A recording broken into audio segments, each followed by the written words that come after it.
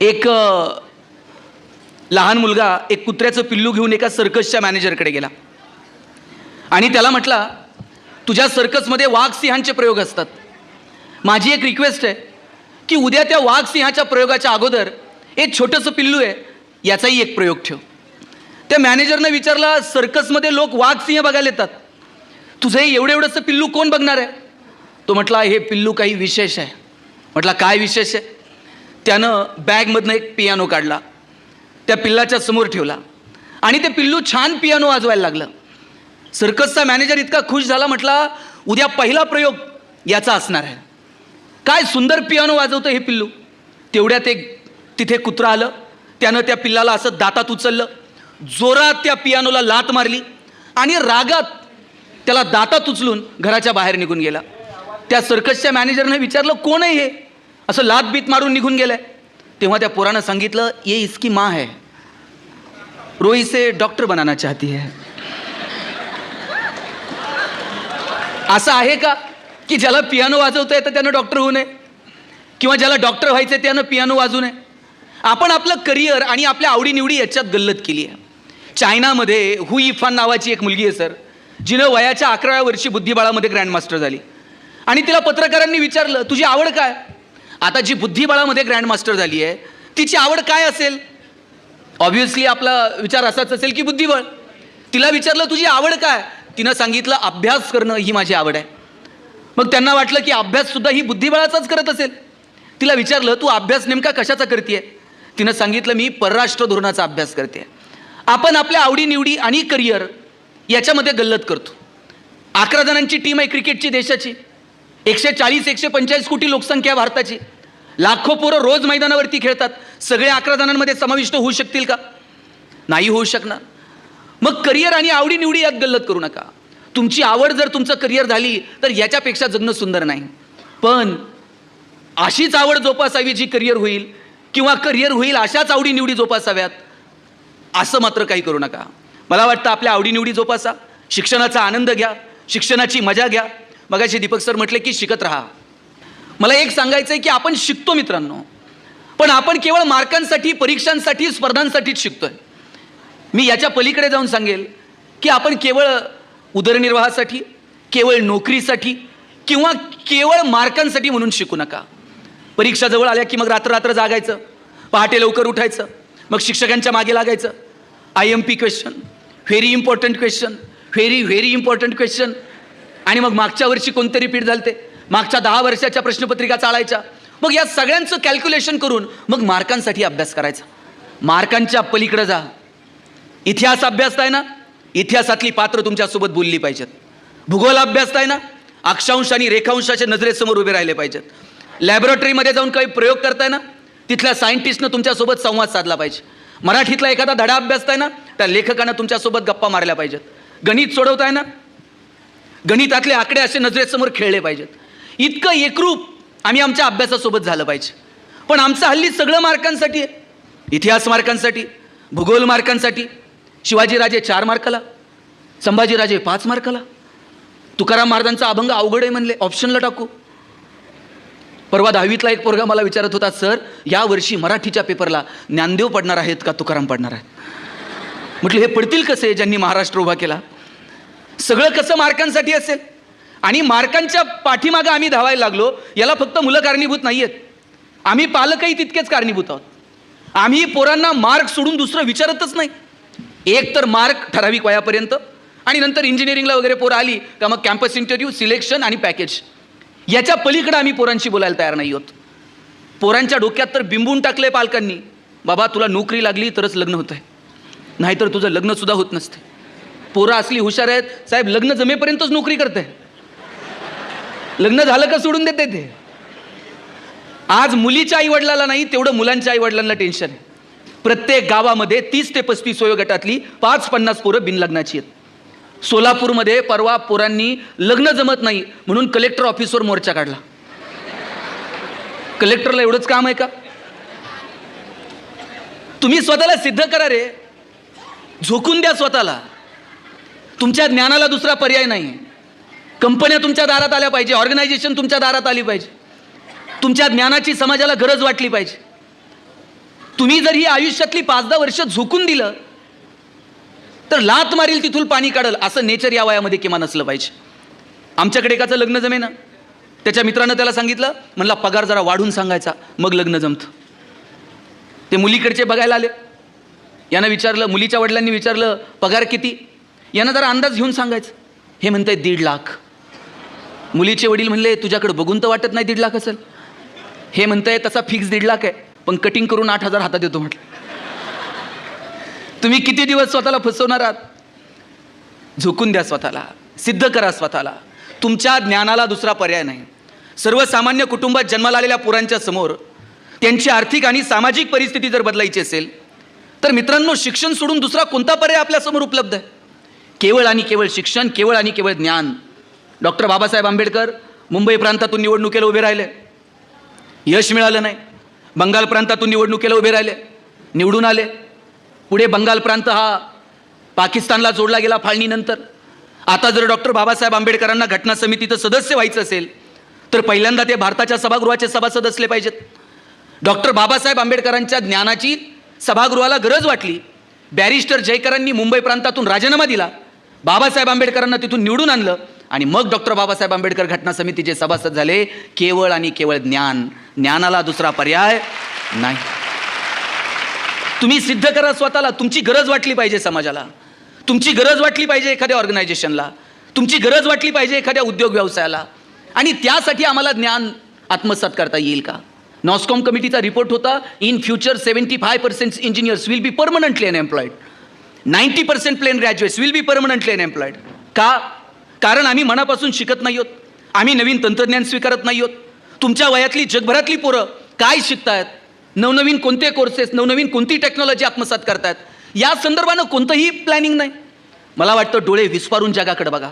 तुमची कॉम्पिटिशन नांदेडपुरती नाही, तुमची कॉम्पिटिशन महाराष्ट्रापुरती नाही, तुमची स्पर्धा ही फक्त भारतापुरती नाही. 93-95ला आम्ही खुलं आर्थिक धोरण स्वीकारलं, आम्ही गॅट करार स्वीकारला. भारत ही जगातली सगळ्यात मोठी बाजारपेठ आहे, हे सगळ्या जगाला कळलं आहे. चायनाला कळतं आहे. सकाळी उठल्यापासून रात्री झोपेपर्यंत भारतात लोकांना काय लागतं, आपण काय विकलं पाहिजे. पण दुर्दैवानं सर, भारतातल्याच पोरांना अजून कळलेलं नाही की भारत ही जगातली बाजारपेठ आहे मोठी, आणि आपण आपलं खणखणीत नाणं बाजारात वाजून विकलं पाहिजे, आणि त्यासाठी अपेक्षित असणारी कौशल्य आम्ही आत्मसात केली पाहिजे, हे मात्र अजून आम्हाला समजलेलं नाही. का आम्ही उद्योग व्यवसाय व्यापाराचा विचार करायचा नाही? इंजिनिअरिंगची पोरं आहात तुम्ही, तुमच्या खांद्यावरती मशाली ठेवून हा भारत महासत्ता होण्याचं स्वप्न बघतोय. तुम्ही या राष्ट्राचे पिलर आहात, आणि मग आम्हाला असं का वाटू नाही की आम्ही काहीतरी नवीन तंत्रज्ञान शोधू? आमच्यामध्ये मुळात संशोधनाची वृत्ती कमी होत चालली आहे, आणि त्याला कारण आहे, प्रयोगशाळांमध्ये प्रयोग होतच नाही. तुम्ही शाळांमध्ये जाऊन बघा. आता तर 11वी-12वीला ट्रेंड आलाय, प्रयोग करायचे नाही, कॉलेजला जायचं नाही, क्लास जॉईन करायचे, आणि मग फक्त त्या अमुक एखादी एक्झाम ती डोळ्यासमोर ठेवून फक्त आम्ही अभ्यास करायचा. मग ती एक्झाम आम्ही क्रॅक केली, अमुक कॉलेजला नंबर लागला, आमचं संपलं. 7वी-8वीची पोरं लॅबोरेटरीमध्ये जात नाहीत, प्रयोग करत नाहीत, गेली तरी आम्ही त्यांना प्रयोग करू देत नाहीत. प्रयोगाचे मार्क तोंड बघून दिले जातात. पोरगं काही करायला गेलं तर आम्हीच सांगतो चंचूपात्र फुटतं, ठेव, लिटमस पेपर तेवढाच आहे, संपेल. कसे सायंटिस्ट जन्माला येतील? मला वाटतं डोळे विस्फारून तुम्ही जगाकडे बघा. नवनवीन तंत्रज्ञान फक्त स्वीकारायचं नाही पोरांनो, नवीन तंत्रज्ञान आम्ही शोधलं पाहिजे, आणि त्या दृष्टीनं आम्ही प्रयत्न केला पाहिजे. तुमचाच एक इंजिनिअरिंगचा पोरगा मी परवा पेपरला वाचलं. त्या पोरानं काय हो, संशोधनात यायचं म्हणजे तुम्ही खूप मोठमोठे शोध लावले पाहिजे असं नाही. अब्दुल कलाम साहेबांनी मिसाईलच्या निर्मितीमध्ये योगदान दिलं, आणि तेच अब्दुल कलाम साहेब जेव्हा त्यांना जाणीव झाली की आपण अँजिओप्लास्टी करतो, ज्या स्टेन वापरतात ती महागडी आहे, गोरगरीब भारतीयांना परवडत नाही, त्यांनी सगळ्या गोष्टी बाजूला ठेवून मोठा वेळ स्वस्तामध्ये ती स्टेन निर्माण करता येईल का याच्यासाठी दिला. तुम्ही फार मोठे बदल केले पाहिजेत असं नाही, छोट्या छोट्या बदलांपासून आपण काहीतरी गोष्टी स्वीकारायला हव्यात. मी परवा एक इंजिनिअरिंगच्या पोराचं पाहिलं, त्यानं त्या बैलगाडीमध्ये ऊस कारखान्यांना, साखर कारखान्यांना ऊस वाहून नेला जातो, आणि जेव्हा तो ऊस वाहून नेला जातो त्या बैलगाडीमध्ये एवढं ओझं भरलेलं असतं, आणि ते सगळं ओझं बैलांच्या खांद्यावरती असतं. त्या बैलांच्या खांद्यावरचं ओझं थोडंसं कमी व्हावं म्हणून जो पुढचा जू आहे त्या जूला त्याने एक व्हील लावलं आहे, आणि 50% बैलांच्या खांद्यावरचा भार कमी झाला. हे काय कमी तंत्रज्ञान आहे का? मला वाटतं हे सामाजिक भान आम्ही या लेकरांमध्ये निर्माण केलं पाहिजे. जेव्हा आम्हाला वाटेल की आमचं ज्ञान हे समाजाभिमुख असलं पाहिजे, महात्मा फुले म्हणायचे, शिक्षक हा ज्ञानाभिमुख असला पाहिजे, विद्यार्थी हा ज्ञानाभिमुख असला पाहिजे, शिक्षक हा विद्यार्थीभिमुख असला पाहिजे आणि विद्यार्थी ज्ञानाभिमुख असला पाहिजे, पण या सगळ्यांचं ज्ञान हे समाजाभिमुख असलं पाहिजे. तुमच्यापैकी अनेक इंजिनियर जन्माला येतील. उद्या तुमच्यापैकी कुणीतरी सिव्हिल इंजिनियर होईल. त्याला कळल नांदेडमध्ये किती रुपयानं प्लॉट घ्यायचा, किती TDR, किती FSI, किती रुपयानं बांधकाम करायचं, हे सगळं कळतंय हो तुम्हाला. पण तुमच्यापैकी एका तरी सिव्हिल इंजिनियरला असं वाटलं पाहिजे, पालिकेच्या रस्त्याचं काम सुरू असताना 2 मिनिट मी रस्त्यावर थांबल, पालिकेच्या इंजिनियरला विचारल जरा इस्टिमेट दाखव, मला पण थोडंफार रस्त्यातलं कळतं. हे सामाजिक भान पोरांनो आम्हाला आमच्यामध्ये निर्माण करता आलं पाहिजे. तुमच्यापैकी उद्या कोणी डॉक्टर होईल, त्याला कळल नांदेडमध्ये कुठं हॉस्पिटल टाकायचं, कोणत्या बँकेचं कर्ज काढायचं, गरज नसताना मग ते कर्जाचा हप्ता जवळ आला का गरज नसताना पेशंट ॲडमिट करताय, गरज नसताना सलाईन लावताय, नॉर्मल डिलिव्हरी असेल तर सिझरिंग करायला लावताय, मेडिकल मेहुण्यालाच द्यावं लागतंय. ते अलिखित नियम आहे. आता याच्या पलीकडे जाऊन आम्हाला वाटलं पाहिजे की मी कधीतरी प्राथमिक आरोग्य केंद्राला भेट देईल, कधीतरी तिथल्या डॉक्टरसोबत बोलेल. हे सामाजिक भान पोरांनो जोपर्यंत तुमच्यात येत नाही तोपर्यंत या शिक्षणाचा उपयोग नाही. तुमच्या खांद्यावरती मशाली ठेवून या देशाला महासत्ता करायचं. हिरोशिमा आणि नागासाकी उद्ध्वस्त झालं, लिंबू टिंबू पोरांच्या जोरावरती परत जपान ताटमानेनं उभं राहिलं. काय होतं 84-85 पर्यंत दुबईमध्ये फक्त तेलाचे पैसे होते, proper utilization of the resources.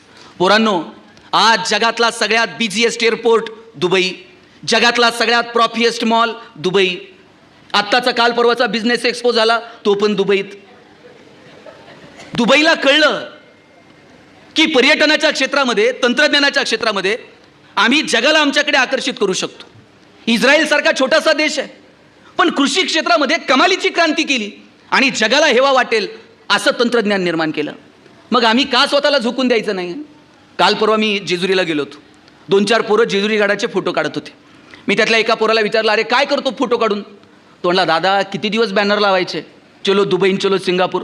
म्हटलं मी दुबईत बॅनर लावणार आहे, चलो जेजुरी. दुबईतली लोक जेजुरीत आणतो की नाही बघा म्हटलं. आणि म्हटलं काय करणार? म्हटलं काहीच नाही, खालून वर गडाव त्यांना पायपाय घेऊन जाणार आणि एकदा का ते घामाघूम झाले मग त्यांना लेक्चर देणार किती कॅलरीज बर्न झाल्या.